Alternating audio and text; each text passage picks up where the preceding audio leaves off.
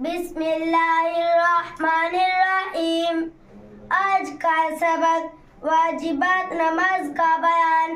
سوال نمبر 1، واجبات نماز سے کیا مراد ہے؟ جواب نمبر 1، واجبات نماز ان چیزوں کو کہتے ہیں جن کا نماز میں ادا کرنا ضروری ہے۔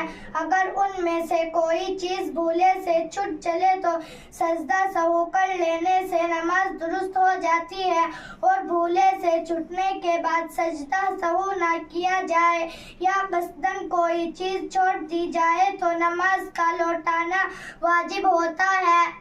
سوال نمبر 2، واجبات نماز کتنی ہے؟ جواب نمبر 2، واجبات نماز 14 ہے۔ نمبر 1، فرض نمازوں کی پہلی 2 رکعتوں کو قرات کے لیے مقرر کرنا۔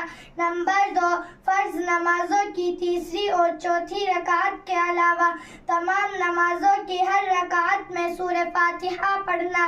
نمبر 3، فرض نمازوں کی پہلی 2 رکعتوں میں اور واجب اور سنت اور نفل نمازوں کی تمام رکعتوں میں سورہ فاتحہ کے بعد کوئی سورت یا بڑی 1 آیت یا چھوٹی 3 آیتیں پڑھنا۔ نمبر 4، سورہ فاتحہ کو سورت سے پہلے پڑھنا۔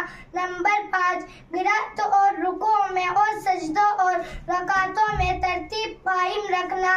نمبر 6، قوما کرنا یعنی رکوع سے اٹھ کر سیدھا کھڑا ہونا۔